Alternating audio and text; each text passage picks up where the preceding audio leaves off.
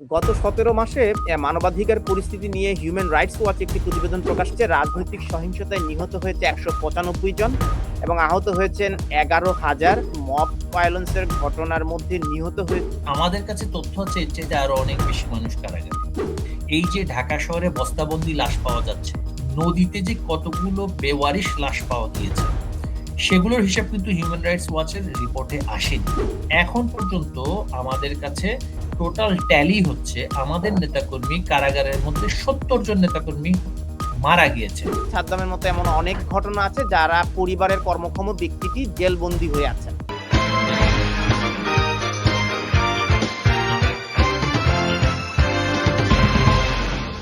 গত ১৭ মাসে মানবাধিকার পরিস্থিতি নিয়ে হিউম্যান রাইটস ওয়াচ একটি প্রতিবেদন প্রকাশ করেছে। সেখানে মব ভায়োলেন্স, সাংবাদিক নির্যাতন, মত প্রকাশের স্বাধীনতায় হস্তক্ষেপ, সীমান্ত হত্যা, আইন শৃঙ্খলা পরিস্থিতির অবনতি এবং মানবাধিকার লঙ্ঘনের অভিযোগ আনা হয়েছে। রাজনৈতিক সহিংসতায় নিহত হয়েছে ১৯৫ জন এবং আহত হয়েছেন ১১,০০০। মব ভায়োলেন্স এবং গণপিটুনির ঘটনা ঘটেছে ৪১৩টি এবং এই ৪১৩টি মব ভায়োলেন্সের ঘটনার মধ্যে নিহত হয়েছে ২৫৯ জন এবং আহত হয়েছেন ৩১৩ জন। সাংবাদিকের উপর হামলা হয়েছে ৪২৭টি, নিহত হয়েছেন ৬ জন, নির্যাতনের শিকার হয়েছেন ৮৩৪ জন। এটি গত ১৭ মাসের খতিয়ান। ১৭ মাসের খতিয়ান, সেখানে টাইম লাইনটা আবার তারা বর্ণনা করেনি। রিসেন্ট তাদের যে আপডেটেড ইনফরমেশন, এটা তাদের কাছে যা পৌঁছেছে সেটার মাধ্যমে তারা সেটা প্রকাশ করেছে। আমাদের কাছে তথ্য আছে এর চাইতে আরো অনেক বেশি মানুষ কারাগারে।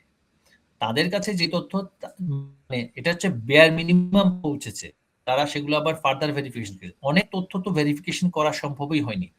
এই যে ঢাকা শহরে বস্তাবন্দি লাশ পাওয়া যাচ্ছে, নদীতে যে কতগুলো বেওয়ারিশ লাশ পাওয়া গিয়েছে, সেগুলোর হিসাব কিন্তু হিউম্যান রাইটস ওয়াচের রিপোর্টে আসেনি। কতগুলো ধর্ষণ হয়েছে, কতজন সংখ্যালঘু পরিবার উচ্ছেদ হয়েছে, এবং সেখানে কিন্তু সুনির্দিষ্টভাবে যে সমস্ত সংখ্যালঘু পরিবার, যেমন এই যে চিন্ময় মহাপ্রভু, একজন সাধু, হ্যাঁ, তার একটা জনসভায় কে কোথায় কোন কোনায় একটা পতাকা ওড়ালো, সেই পতাকাটা বাংলাদেশের পতাকার উপরে ছিল, সেই কারণে তাকে রাষ্ট্রদ্রোহের মামলায় তাকে গ্রেফতার করে আজ এখন পর্যন্ত গত ১৮ মাস ধরে সে কিন্তু কারাগারে। তো এই যে আপনার ধরেন ম্যাসিভ পারসিকিউশন, বাংলাদেশের ইতিহাসে ১৯৭৫ সালে ১৫ই আগস্ট বঙ্গবন্ধুকে হত্যা করার পরও এই স্কেলে এত অল্প সময়ের মধ্যে এত মানুষকে কারাগারে কখনো পোড়া হয়নি। এবং সেই কারাগারে শুধু রাখা হয়নি, এই কারাগারের ভেতরে নির্মমভাবে হত্যা করা হচ্ছে। এখন পর্যন্ত আমাদের কাছে টোটাল ট্যালি হচ্ছে আমাদের নেতাকর্মী কারাগারের মধ্যে ৭০ জন নেতাকর্মী মারা গিয়েছেন, হার্ট অ্যাটাকে মারা গিয়েছেন, এবং ইয়াং আপনার মারা গিয়েছেন। এটা কি হার্ট অ্যাটাকে মারা গিয়েছেন তারা বলছে, কিন্তু আমাদের কারাগারে ৭০ জন মারা গেছেন আওয়ামী লীগের নেতাকর্মী, এই তথ্যসূত্র কি? এই তথ্যসূত্র আমার কাছে তালিকা আছে, আমি আপনাকে পাঠিয়ে দেব। এবং এগুলো তথ্যসূত্রটা কিন্তু সরাসরি বর্তমানে গণমাধ্যম যেগুলো আছে তাদের কাছ থেকে প্রাপ্ত। তারা এখন প্রত্যেকে বলছে যে এখানে মারা গেছে হৃদরোগে আক্রান্ত হয়ে। এখন আমাদের ওয়াসেক বাবু, বাড্ডা থানা আওয়ামী লীগের নেতা, তার বয়স হচ্ছে ৪৫ না ৪৬, সে হঠাৎ করে হৃদরোগ আক্রান্ত হবে এবং সেখানে তো তাকে বেসিক ট্রিটমেন্ট দিলেই সে বেঁচে যায়। তো এটা তো হচ্ছে জুডিশিয়াল কিলিং। আপনি নুরুল মজিদ মাহমুদ হুমায়ুন, মানে বয়োজ্যেষ্ঠ ব্যক্তি, একজন মুক্তিযোদ্ধা, তাকে হাত করা পরিয়ে একটা রেগুলার বেডে ফেলে রাখা হয়েছে ঢাকা মেডিকেল কলেজে। আর এর পাশাপাশি কত পরিবারের, কত আত্মীয় স্বজন, সন্তান, কতজনের স্বামী স্ত্রী মেন্টাল ডিপ্রেশনে কার্ডিয়াক অ্যারেস্ট করেছে, আত্মহত্যার মতন দুর্ঘটনাও ঘটেছে। এটা তো আমাদের চোখের সামনে কিছুদিন আগে দেখলেন যে এই সাদ্দাম, আমাদের বাগেরহাটের যে ছাত্রলীগের যে কর্মী নেতা, তার যে স্ত্রী এবং তার মানে সন্তান, তারা আজ দুনিয়াতে নেই, এবং তাদেরকে কি নির্মম ভাবে তারা ট্রিট করেছে।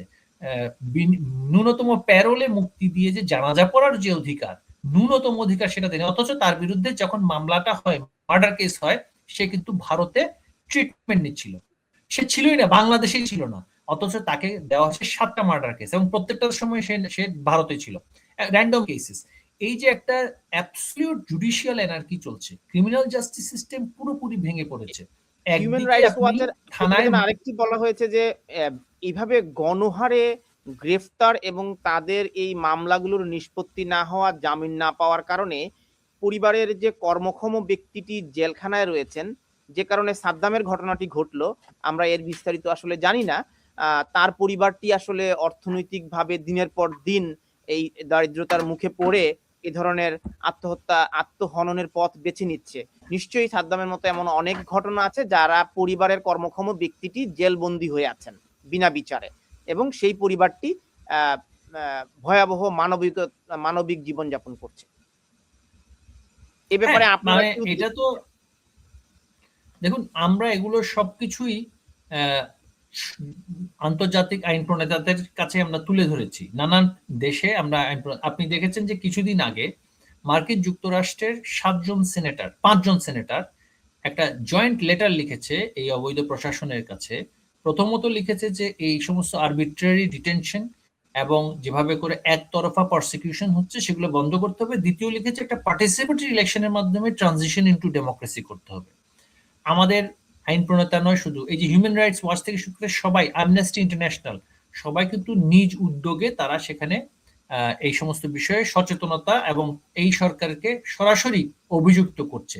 এখন দল হিসেবে আমরা আমাদের যে জামিন নেওয়ার জন্য আইনজীবী নিয়োগ এগুলো সবই করছি। আমাদের আইনজীবীদেরকে ভয়ভীতি দেখানো হচ্ছে, তাদেরকে গ্রেফতার করা হয়েছিল, একসাথে 100 জন আইনজীবীকে গ্রেফতার করা হয়েছিল, তারা আবার পরবর্তীতে জামিনে বের হয়ে আসে।